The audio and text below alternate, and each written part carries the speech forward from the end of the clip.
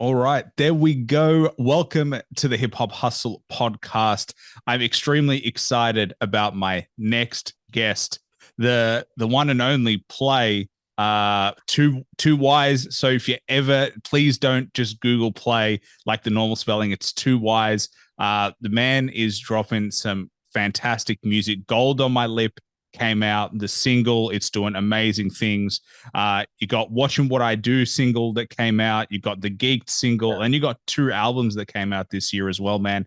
And they're features with Chi Crafty, and it was Legendary and Big Check. Is that right? Those two projects that came out this year as well, man. So busy year. Yeah. Like when I listed out, I'm like, God damn, so much work has been put in, man. But it must be pretty cool to see like the body of work that's come out and that you've managed to achieve so far.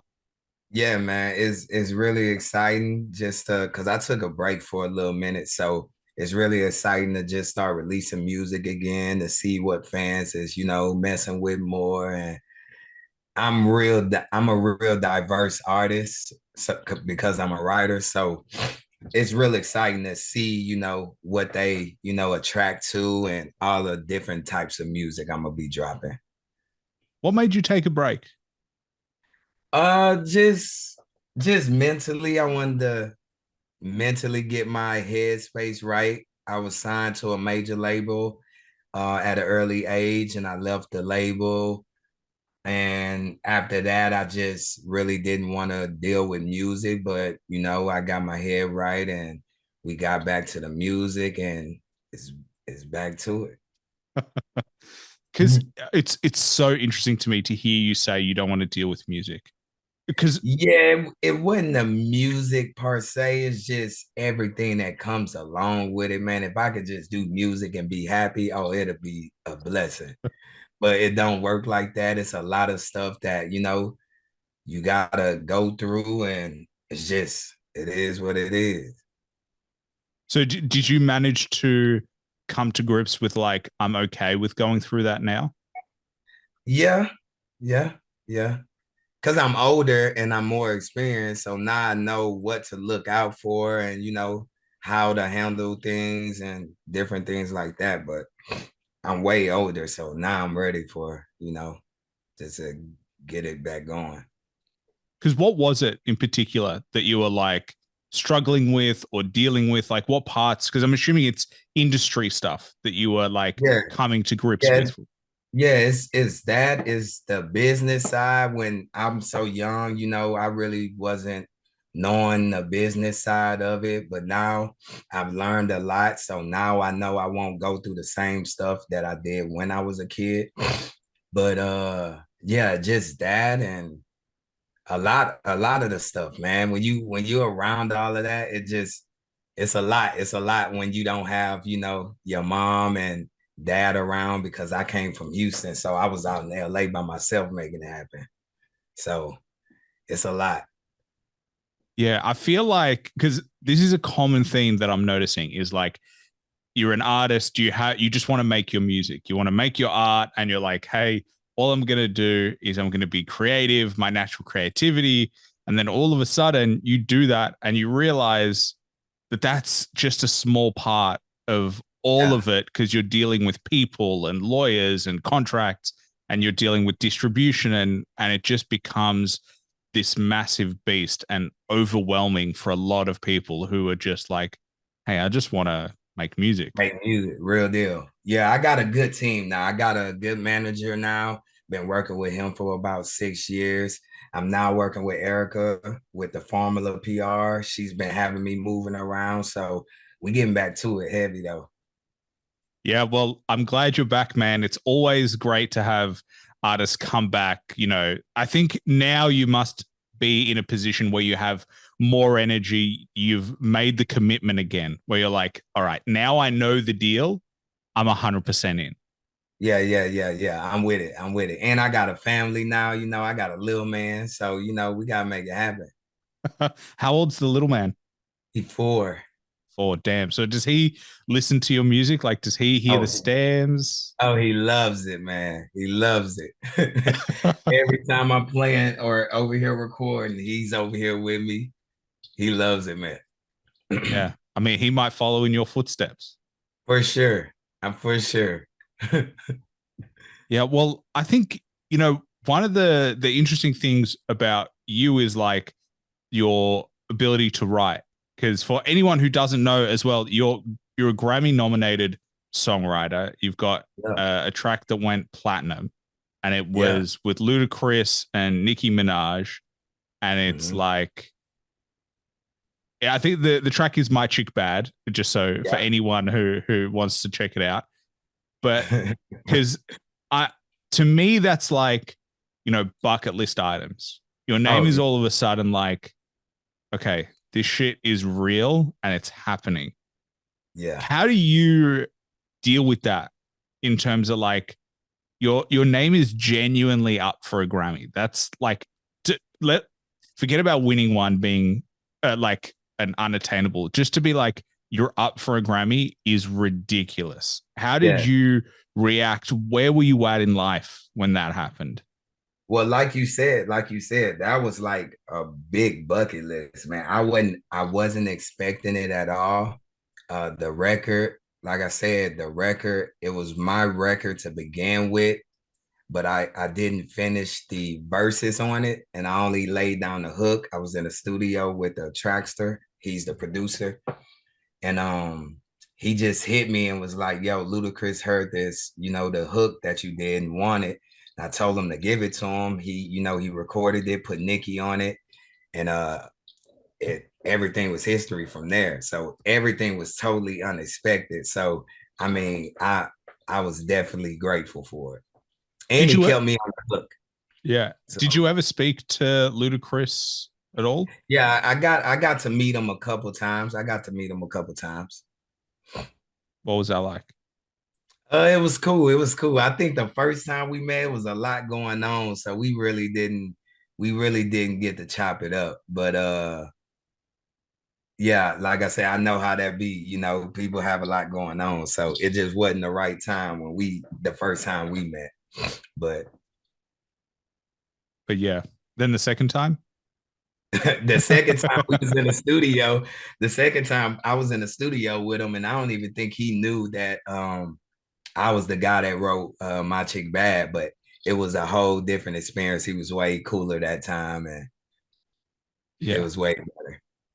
Yeah. I think it's always like I I say I when I'm thinking about what I would do in your position, and I don't know if I would be like, hey man, yeah, we've met before. Like I wrote that song that went platinum. That was me. Yeah, yeah. I think I eventually told him by the end of the session, but yeah, in the beginning, I don't think he really knew that I was the one that did it. Yeah. I feel like when you're that big, it's all a blur. Like you almost Yeah, don't yeah. know. Like it's impossible to remember. For sure, for sure. And the first time we met, it was at like a party. It was at a party, and there was a whole lot going on. So I understand. Yeah. And then obviously Nicki Minaj went on the track. So it's one thing to like get Ludacris and then to have Nicki on it. You're like, Yeah, that was amazing, man. That was amazing. And that I mean, after that, she just took off after that. So like, I mean, it was amazing, bro. I think it was a dope experience for all of us, for real, for real. because did you end up like touring or anything like that? Like what ended up happening for you once you once it started to blow up? Like what was the outcome on your end in terms of your career? I didn't do any touring with them, but what did happen was once that record took off and it started getting all of that exposure, my writing took off. So like I was getting hit up. I think I got hit up by the same producer Trackster that did the My Chick Bad. He hit me and was like, "Yo, Twister want a record on that same field." So we did one for Twister. It's called I Do. Um, yeah, it just all started happening from there. That's when I did the Kelly Rowland feature, and then everything just started happening after that one for sure.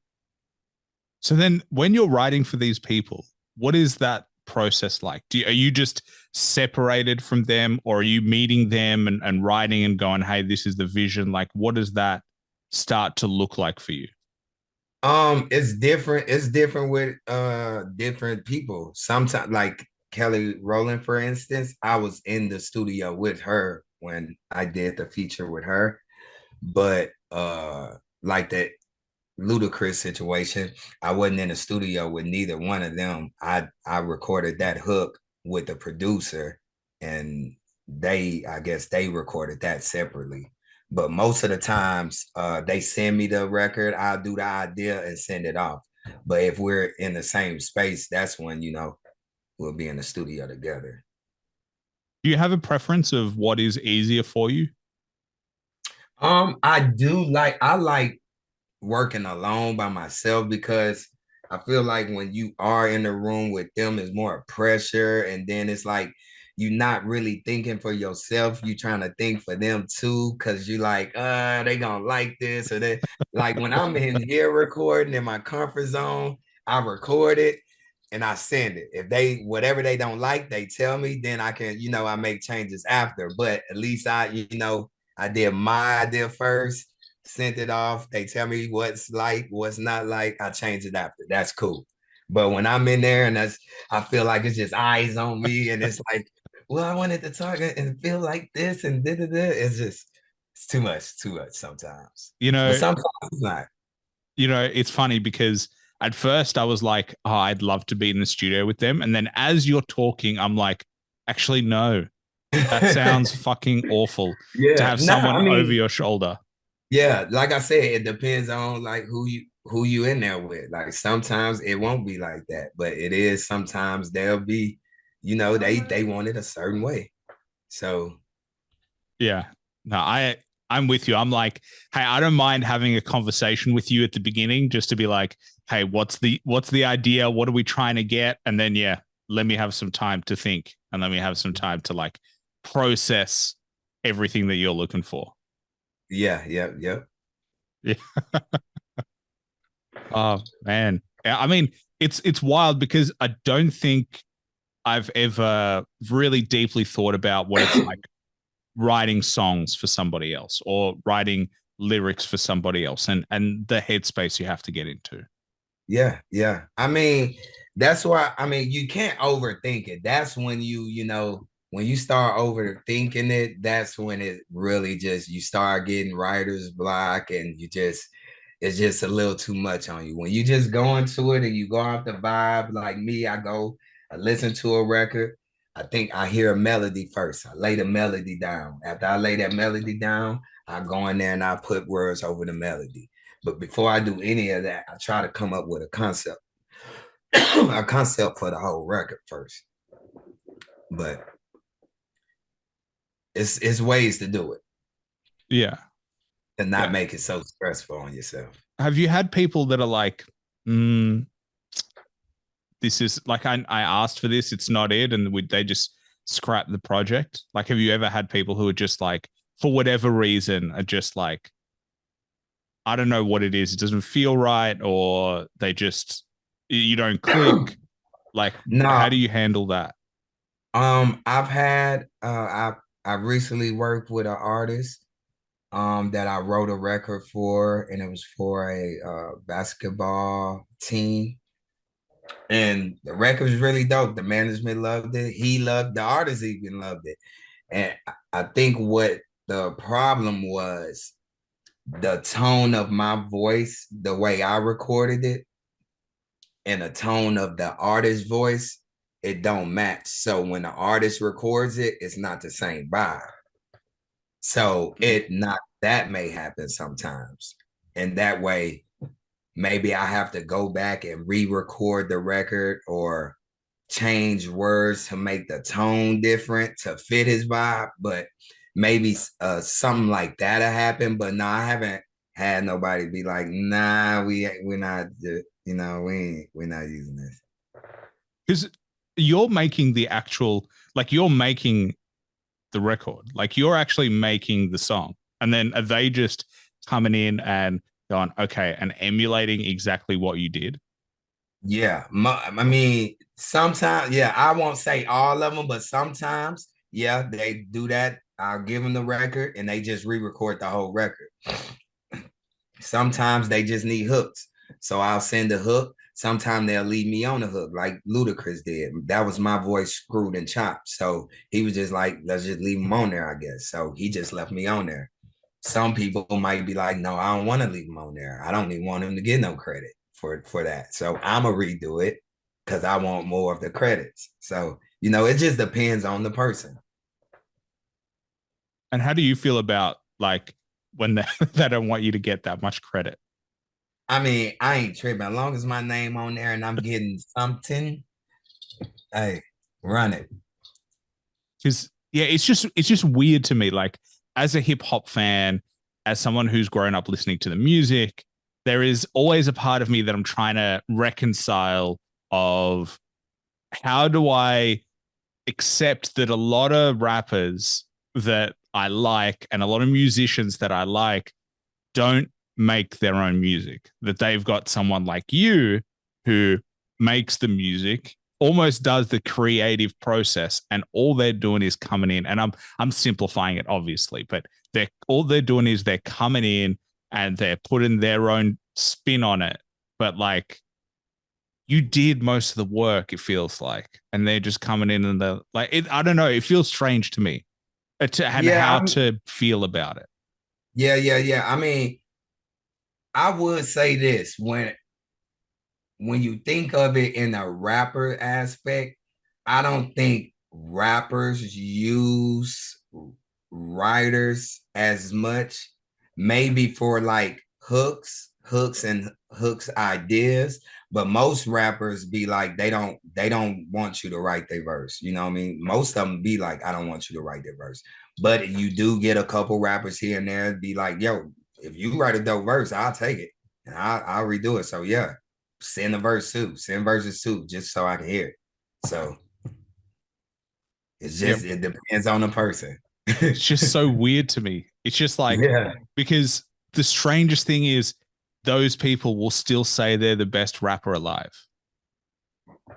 Yes, they will. And it's like Yep. you cannot be the best rapper if you don't write your own rhymes every time. Like that there is a difference. Like I'm It just going to is. say it like you may be the best musician.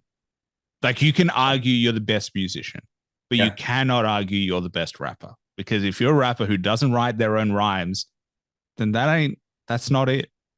I agree. I agree, man. I agree. I can't. I see no lie in that statement at all. Well, For real. because, and then the flip side to me is like also, like as a musician and as an artist, I'm like, well, it would save me a fuckload of time. It's going to get new lens, new ideas on it that I may not have seen. And like, I got to get a project out in the next 12 months, and I've got tours and I've got all these commitments. And I'm like, I got like 3 hours in a studio. I don't have time to come up with an idea from scratch. I Yep. need at least an idea or at least something to work off. And so Yeah. when I think of it from that level, I'm like, it makes sense because I'm just trying to make the best music I can. And so that's Mhm. the part of me that's like, well, as long as you create dope music, who cares? And so Yeah, because that's where, yeah, I feel like most people that do go into writing, that's the reason it is. Well, the bigger names, if you want to say the bigger names, I feel like if they do get somebody to write something for them, that's probably one of the reasons because they're moving so much and they won't be able to spend as much time as they want to in the studio to make sure that everything is sounding, I guess, alike or something. But that's probably one of the main reasons why A-list artists would get a writer to write something. yeah. I mean, I honestly, as long as they say I've got writers, I couldn't care less. Yeah, yeah, Like yeah. it's the ones that have writers who claim I don't have writers, who clearly have writers, that really pisses me off. Because I'm Yeah. like you know, you can hear there are certain writers that you know that there's a style. You have a style. Yeah. Where like you can hear that there is a specific style, a specific cadence. One of the people I think about, you know, Sci-Hi, the Prince, Yeah. he's done a lot of writing work. You can Mhm. hear the complexity in his bars. And then when Yeah. someone out of the blue all of a sudden has those bars, you're like, oh, geez, I wonder how they only had it for one song out of their Uh-huh. whole track list. And Yeah. so that's the weird thing to me is like, if you're going to use writers, just say you use writers, but you just have to accept that you're transitioning out from being the greatest rapper alive to just, hey, I'm just going to be a great musician, which is Yeah, which for is sure. also fine. Like that's Yeah. fine if you want to be just the best musician. Real deal. Real deal. Yeah. Yeah. But man, I mean, it sounds like you don't need writers because I mean you spend all your time writing, so it must be a pretty natural process for you to do your own music. Is like it must feel like just pretty easy at this point if you're constantly making songs. Well, yeah, I mean, I wouldn't say easy. I do feel comfortable writing, especially in my own space. I feel comfortable. But as a writer, man, like I said, as an artist, it's hard like putting out a certain sound because I'm a writer. I can do so many sounds to I want to release so many different things, and people telling me like, oh, you should only stick with one sound. Like that's hard for me Do you, because I'm a writer. do you agree though that you should stick to one sound? I'm me personally, no, I don't agree. But Why? I do hear that a lot. Why? What makes you think it's better to deviate? I feel like well with my fans, I feel like you getting you not a gift for say, but you getting a surprise every drop. You never know what you're gonna get from me, you know, other than me dropping the same thing every single time. I mean, and you know it's gonna come. It might be a little better every single time, but it's the same shit. So like with me, I like challenging myself. I like doing different things. As long as it sounds good and it fits good to my soul and the vibe is right, I don't see why not drop it. Why not? That's how I feel. But you know, it's a lot of people that they say you need to go with one sound. Yeah, I don't know. I think I think if you can do it, you should have variety in your music. I like sometimes I think it's a crutch to some people that they can only do one sound, one type of music, and then all of a sudden the game evolves, and then all of a sudden you're corny as shit because that's like 5 years ago and you haven't updated your sound. You can't go to new beats, you can't go to new flows, you're not experimenting enough. I mean, personally, I think the best artists are the ones who do complex things and they constantly challenge themselves. They're constantly trying to do something new. Those are the Mhm. best ones. Like, no greatest artist has ever said, I'm just going to stick in my own lane the whole time. I'm just going to do Yeah. the same thing again that I did on my last project. And I can't, man.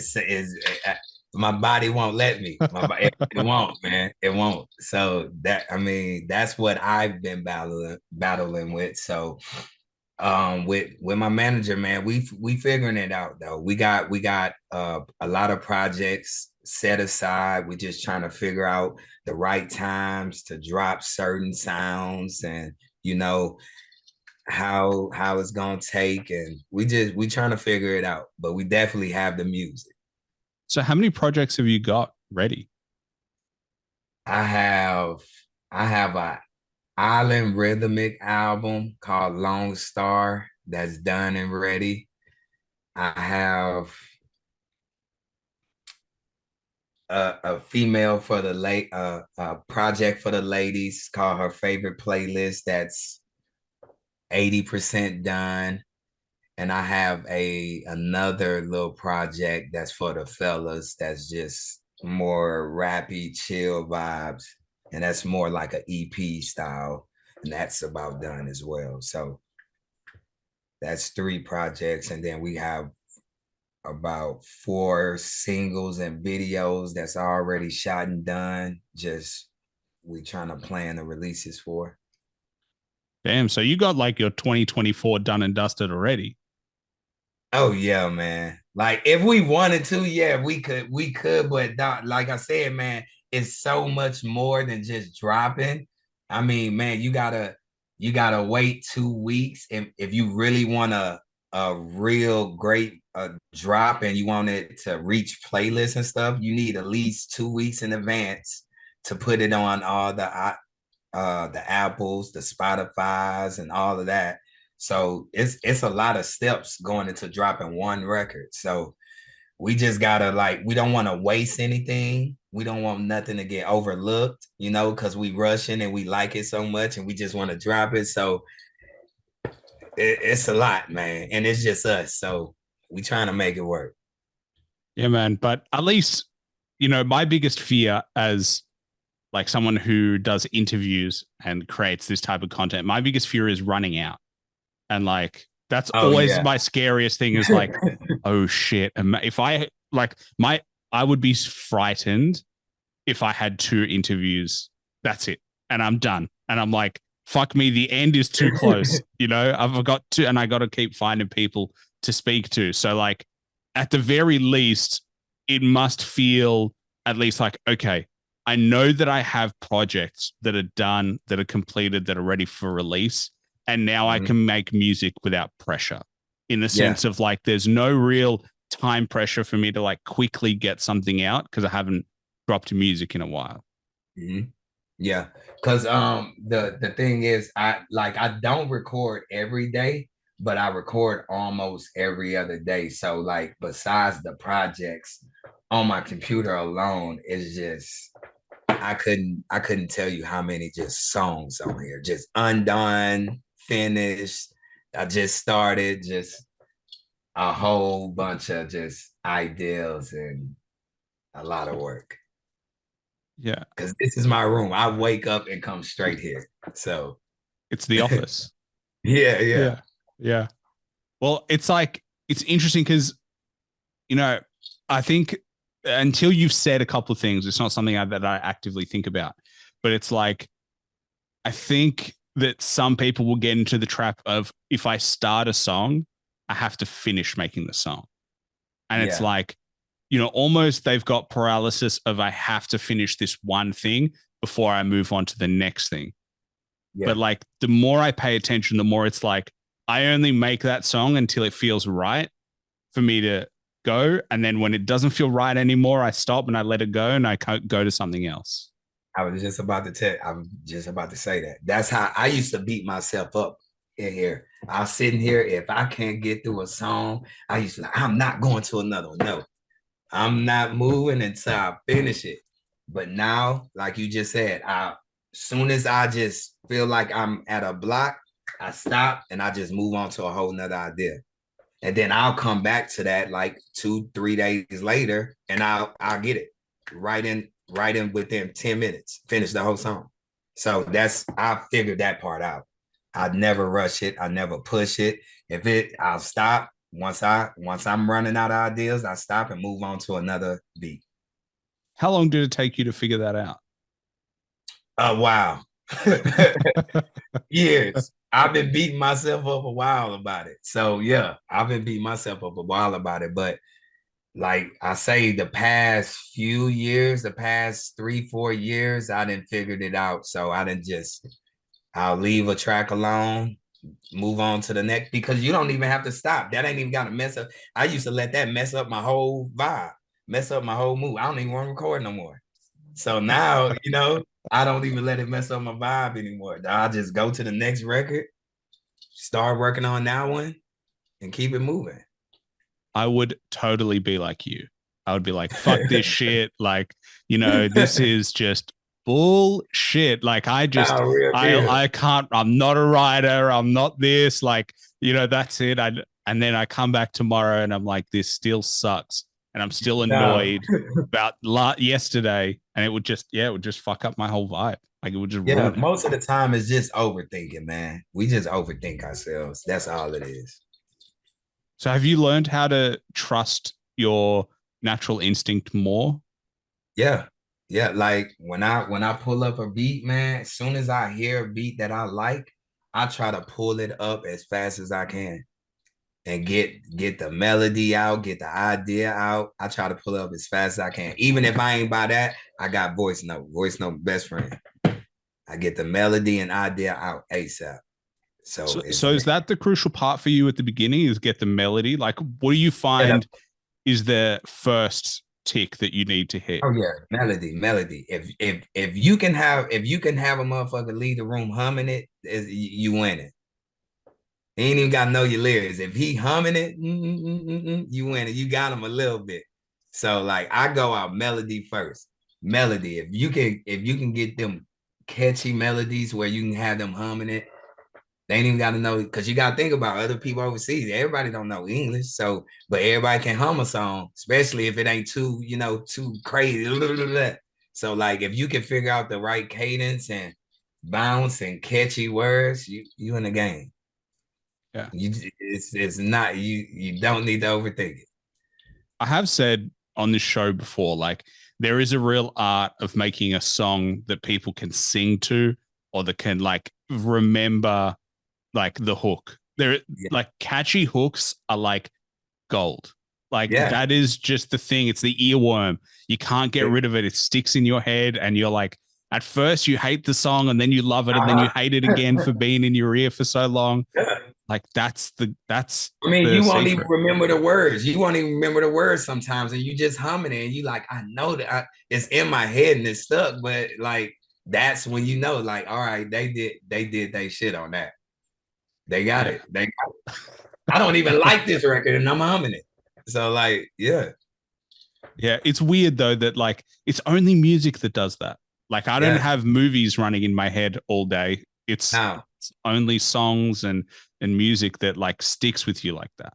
yeah, that's why they say words is powerful, man. Music is music. I don't know what a world would be without music. I couldn't even imagine it. I couldn't imagine it, bro. We will be it will be wild, wild west everywhere. Real Yeah. deal. Yeah. Well, I mean, I've seen like lots of, and I should always take this with a grain of salt, but whenever you see anything on TikTok or Instagram, you're like, oh, that's cool.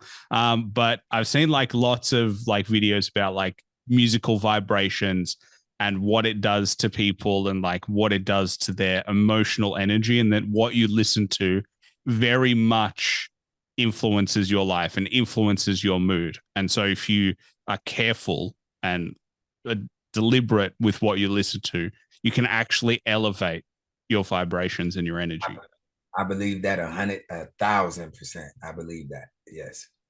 I mean, you see Andre 3000 just dropped the album with no lyrics. Like, that's telling you something right there. He said, we don't, at this point of stage, we don't need lyrics. We need something that's gonna smooth our mind. He said the flutes and stuff like is a soothes us. So like that tells you right there. How did you feel about that project? I haven't even got through the whole thing, but just from the little that I heard, like it's bringing creativity out of me. Like I could sit and just write to the instrumentals. Like it brings creativity out of you. It calms me down. I ride around with my kids to it yesterday. Yeah. I don't know. It's weird because like, this is number one, this is not the project I thought Andre 3000 would At ever all. drop. At all. Like, I know there were rumors about him dropping a project for a long time, and and you know, I kind of, and there's been rumors about him not dropping like very rapidy rap project. I the last thing I expected was a flute the whole time. But it's weird because this is obviously, again, I listened to his interview when he's talking about fame is a curse and he dislikes fame. But I also, if he wasn't Andre 3000, if he wasn't famous, no one would listen to that. You're right. So like, it's really weird because I get what he's saying, but if it wasn't for his name, we wouldn't even consider it. I can't name one fluid. I can't even say what's a fluid. What's a flute artist? Is that a fluition? Is that how you say it? I don't know. No, either. But I'll say that I do get what he's saying. Like, man, like I said, if I could just make music, bro, and just be out of the way and don't have to deal with half of the shit, bro, like, oh my God, that would be the most awesome thing in the world. But it would never happen. It whatever comes with the music comes with fame. You got to deal with the paparazzi in your face, everybody in your business. You have no more privacy. It's a lot that go with it, man. Family starting to turn on you, switch it because now you got money, all this money. So now people acting different, and now it's a lot, bro. It's a lot. So if I get what he's saying, man, if it was a way where you can do your stuff and just go under the radar, I mean, dog, that would be awesome. But like you said, how would people know your music? How would you elevate? How would I don't know. Well, I mean, my counter to that for Andre 3000 is he could have released that project under a pseudonym. He could have just come out with a different name and just been like, okay, I don't like fame, so I don't want people talking about me, and I'm not going to do an interview about fame, because doing an interview about fame is like it almost doesn't make sense. I'm going to do one of the biggest interviews in the world and tell you I don't like all the attention, but I'm going to naturally get the attention. It's like it contradicts itself in terms of the actions.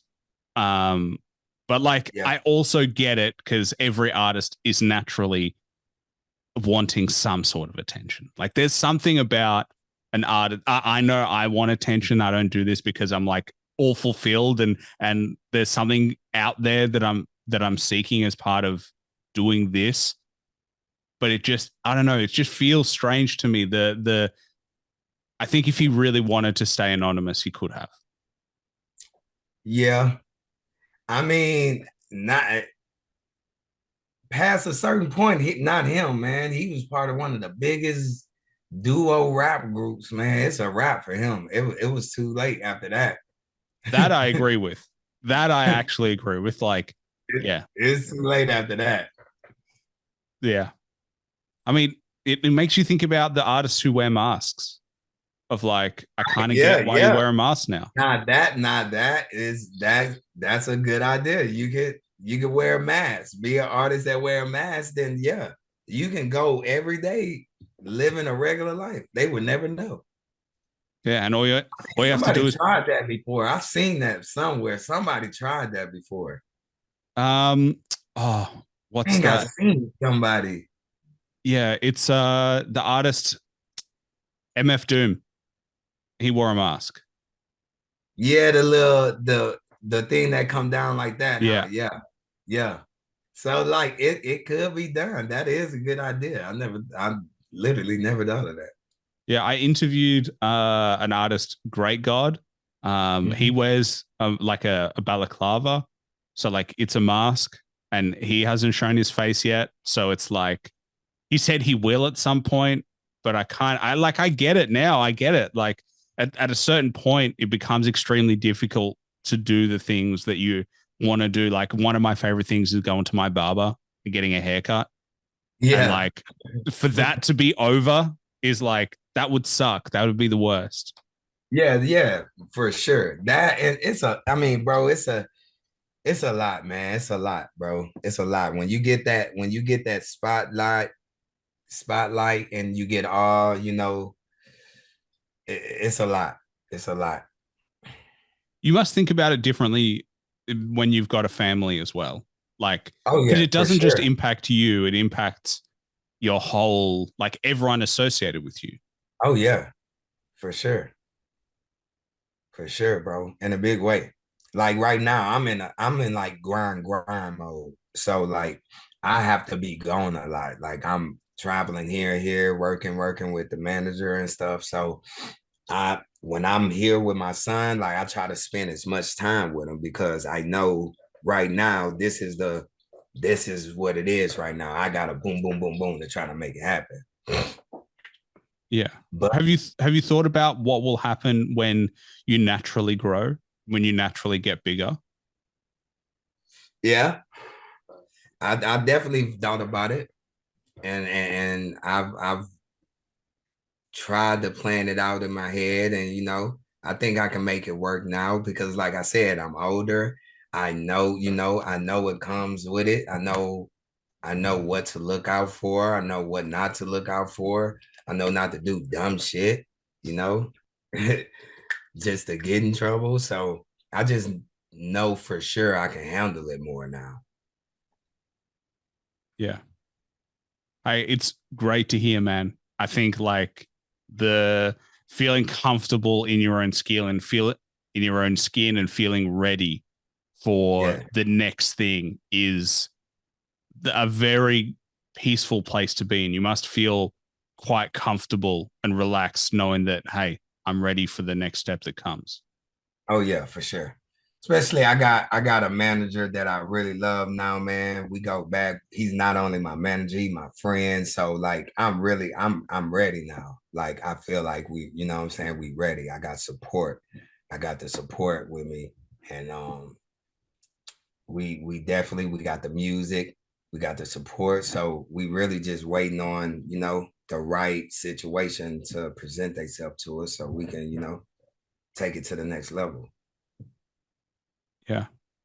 Can I ask you about because I read an interview that you did or a conversation that was had that when you were younger, you had your mom built like a makeshift studio in your house. Yeah. She built a studio in the back of the crib. Yeah. Can you tell Like me a about real. that? How did that happen? Oh man. So I think I was just at that time I was in school and I was just always doing music, man. And I remember I asked my dad, I don't know if I asked him, could he build me a studio? I don't know what I asked him, but I remember he told me no at first. And then my mom was like,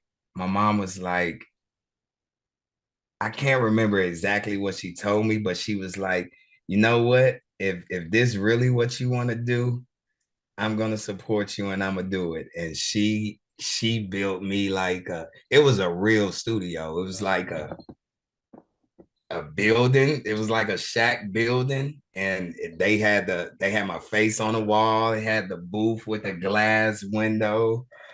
We had the foam everywhere. I wish I had a picture of it, man, but it was dope. But she built me a real studio in the backyard, and that's where I was really like, that's where it started. Fuck me. Like that sounds amazing. I'm picturing it in my head and it sounds like a legit studio. Like Oh, it sounds was. like she did research. She was like, I got to figure out how to soundproof. I got to get the sound perfect. Like it's almost like I imagine her standing in the room, just going like, still too much echo in here. I Yeah. gotta figure No, it out. my mom is naturally a decorator, man. She can really decorate some shit up. So like I told her we needed pads and all that, and I told her about how I wanted a glass window so I could see through. So I helped her out with telling her what needed to be there. But yeah, as far as the like getting my face on the wall and the whole look, she went crazy, man. I love her for it. Yeah. She started it off. So she gets some huge credit. Oh yeah, she get Yeah. huge credit for that. I know she probably regretted it afterwards because boy, I stayed in that mug and talking about late school nights. I don't care. She was bringing my lunch in there, dinner in there. I was in there. So I know she regretted it a little bit, but she seen that it paid off. So Yeah. Oh, I would be like, you're eating in the house. Like, let's go. Like, yeah, I got all the homies coming through the house, coming around. And she's like, what is going on? oh, that would be the first thing I would do is like, you guys got to check this out. This is the coolest Yeah, thing. Yeah. yeah. We stayed in there, man. We did everything in there. That was it. Just, do they still have that place? No, we actually moved, but I've been back to Houston And the last time I went by the house, I couldn't go in their backyard, but from the backyard you could see the building. So the building is still in their backyard. So I don't know. One day I'm gonna go knock on the door and actually be like, "Hey, I used to live here. I do music. I just want to see what y'all did to the studio that used to be Yeah. back there." But it's still there, but I don't know what they did with it. I don't know if it's a storage room or what they did now. Hey, your face might still be in there. Oh, that would be funny as hell. That would Like, be funny, man. why? Like, it's weird to me because I'm like, would you buy a house with a studio if you didn't use it? Me, depending on how bad I wanted the house. Yeah, because I would if I didn't use it, I would just make it into something else. That's why I said, because when I went by the house, the building is still there. So I know they ain't just tear the building down. So it's either they using it for storage or they using it for like, I don't know, a back maybe a man cave or something. Yeah. Oh, that's the other thing I was thinking about. If it's got sound padding on there, I'd be like, Yeah. cinema room or whatever. Like, you could make something it like that. real good. Because it was a nice size too. So it could be like a little man room. I could see that. Yeah. Yeah, you definitely need to go back and I know. to I gotta see it. Yeah. I mean, it would be cool I to bring your son and be like, hey, this is where I grew up. I used to have a studio here. Like, this is That's a what it good idea. was. Yeah. I'm gonna go back for sure, and I'm gonna get it on camera because I want to see it. Yeah. Man, I want to see it. Selfishly, I'm like, I want to see how that looks now. No, for sure. So you did mention obviously your mum and I'm sure your dad as well. They were like a little bit of regret with the amount of time you spent looking. I mean, it's hard to tell where your kid's life will go. You only see them at the very beginning and you're like worried. Mm-hmm. Now that you are where you are, have you seen the dynamic shift of like they've at some point they've seen the amount of work pay off and they've seen your vision come to life? Oh yeah, oh yeah. When I first came home with my plaque for My Chick Bad, they was like, okay, all right, you got it. You got it. Do your thing. You got it. I guess this is what you're supposed to be doing. Do your thing. So I've never from then on, I haven't heard any anything bad about me doing music from them. Yeah. I would be shocked full if support. Yeah, I would be shocked if you went platinum and then they're like, man, you just got it. I'd be like, I'm platinum. No, my dad actually like after my mom built the studio, my dad started managing me. My dad was managing me in the beginning, so he definitely supported as well. Yeah. Was he a tough manager? He wasn't tough. He really let me do my thing. He let me do my thing. I wasn't really too of a headache though. You know, I did get in my little troubles here and there, but for the most part, he let me do my thing, and I let him manage, and yeah. Hey, was it a tough conversation to be like, hey dad, I'm gonna go get a real manager? Like I'm gonna go get a manager who's a professional manager. No, he understood, and at that time, I had a little sister. He had a daughter, so I had a little sister. So he needed to be home more than following behind with me. So at that point, he was like, "Yeah, it's time. Go ahead and do your thing, and I'm gonna still support you. Let me know whatever you need." Yeah. Well, man, I think, having the support, even just knowing you've got the emotional support does wonders for just feeling like you can just go and chase your dream and not really worry, do people have your back or not? Yeah, for sure. For sure. I mean, that's the only reason I've been able to last this long, bro. My support. I have a lot of support, man. A lot of people that believe in me. And I gotta keep going for them. Yeah. Well, it's been paying off, man. That's what we can see.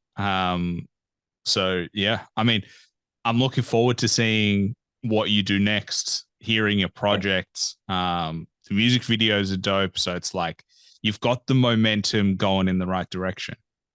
Thank you, bro. Thank you.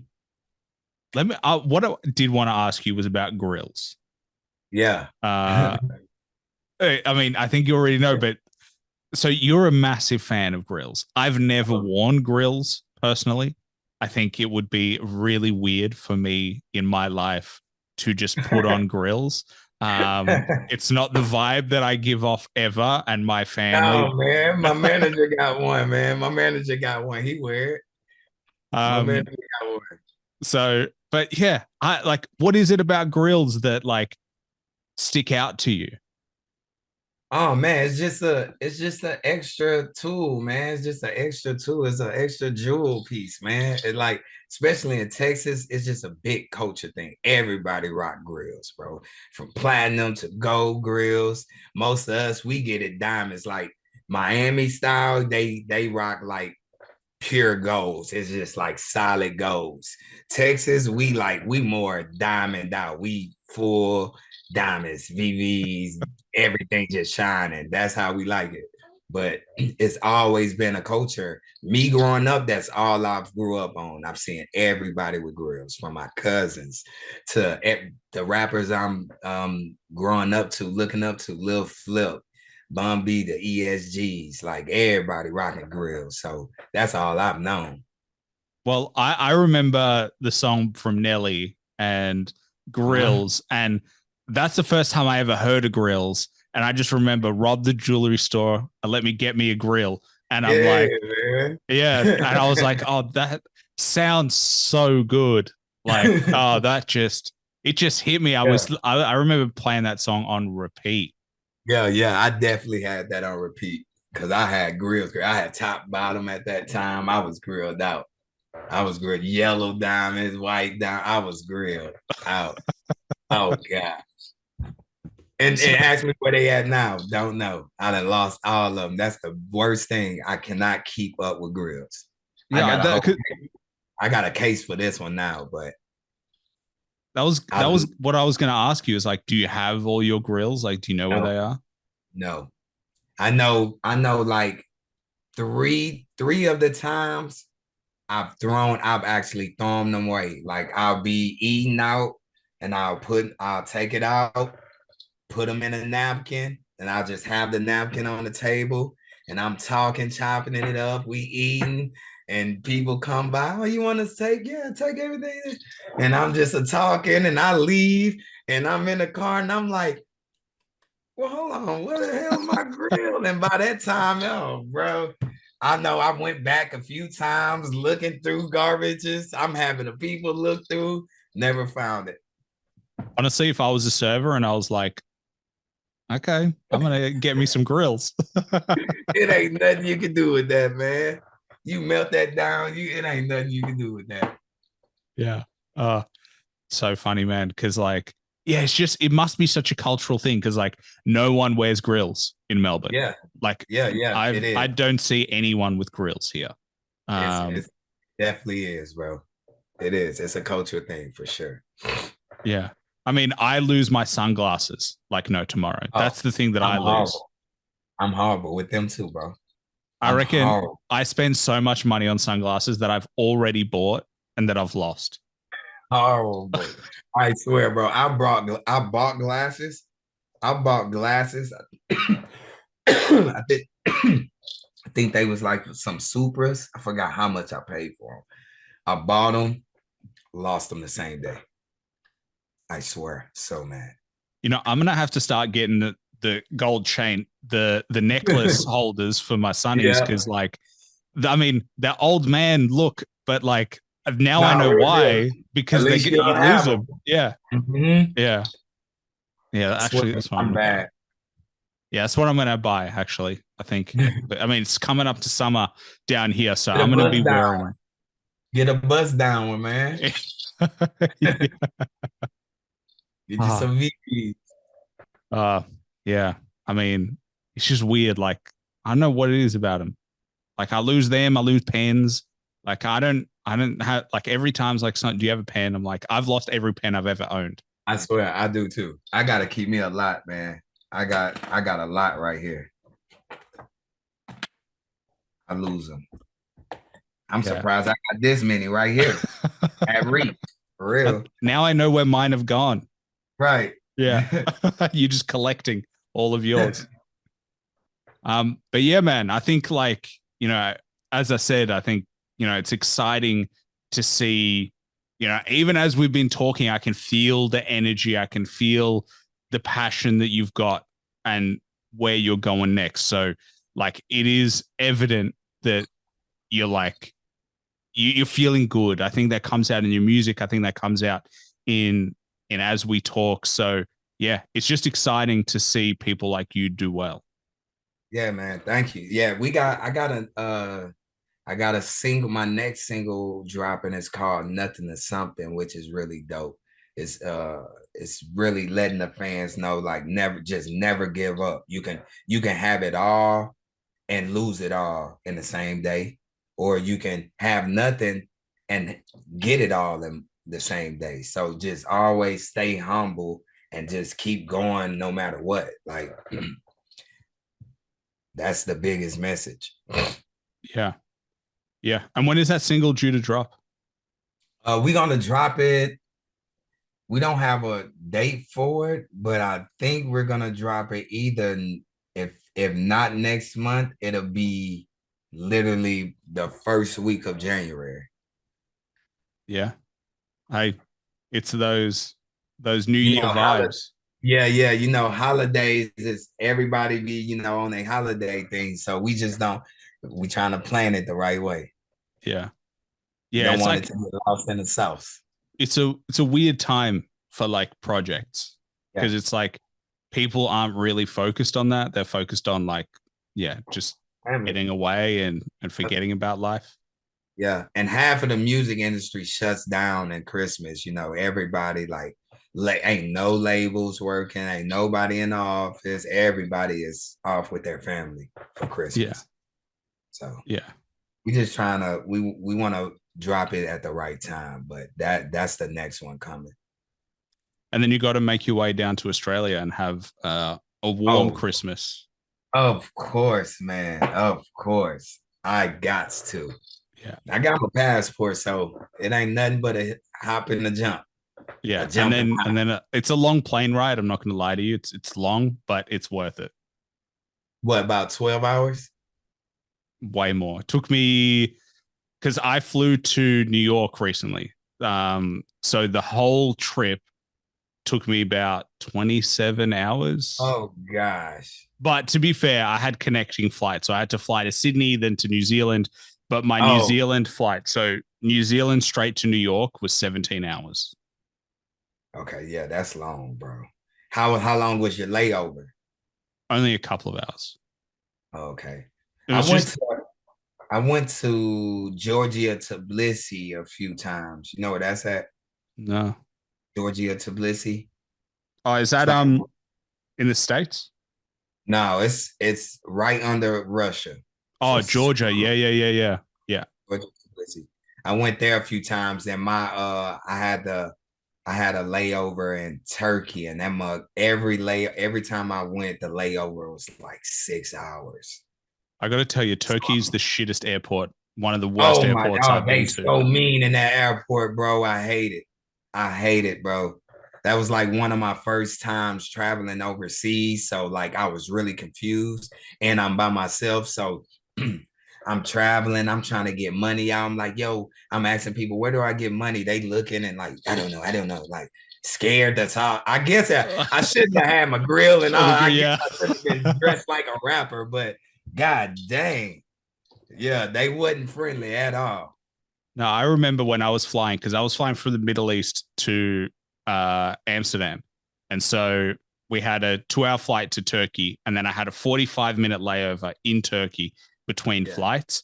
And so me and my friend land, and the line to get through security is out the door. And I'm like, fuck, we're going to miss our flight. So I say to one of the guys, I'm like, hey, my flight's in like 30 minutes. can we go? And he's like, nah, the line's moving. So I stand in line for another 5 minutes and it goes nowhere. And I'm like, look, please, can you let us through? Like my flight is going to leave. So he was like, okay. He lets me cut in. But then as soon as they see me cut in, everybody else cuts in and it just turns to chaos. And then like all of a sudden, the people are running the security belt. The security stops and it's like, they put my bag here and I'm like, put my bag on that one broke, get me through. It was the weirdest thing I've ever experienced, but it was like the inmates running a prison all of a sudden. They were like, it? Yeah, we made it just. But like, it was wild. I was like, I don't know how they run this airport because they just seem to not care at all. And it's a big airport, bro. Yeah. It's pretty big. Yeah. I mean, you get good at, the more you travel, the better you get at navigating airports. You kind of know the tricks and like just how to do it. Yeah, for sure. Because like I said, that was my first time. And I was like, oh, hell, I'm not. Yeah, that Turkey airport was not the friendly airport I've been to at all. No. But like, yeah, there are much better airports out there. I got to say, Melbourne airport's actually not very good. I'm not a fan of our airports, kind of shit. But like there are some good ones out there. Like Singapore airport is really good.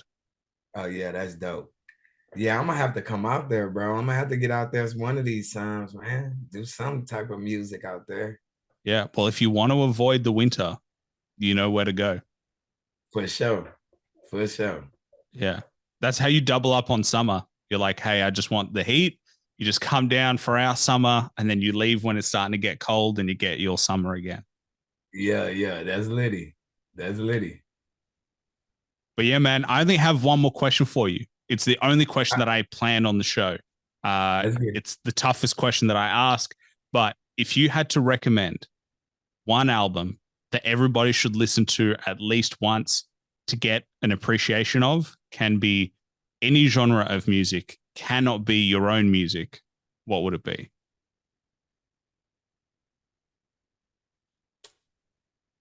If I could ask that question one more time.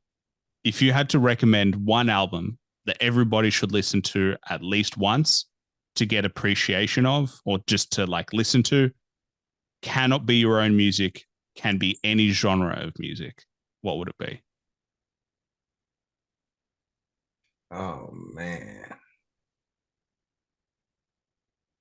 Wow, that's hard, bro. See, that's really hard because I'm a writer and I listen to so much, man. It's always really the writers that struggle with this. Yeah, that's a really hard question. That's like asking me what's my favorite record.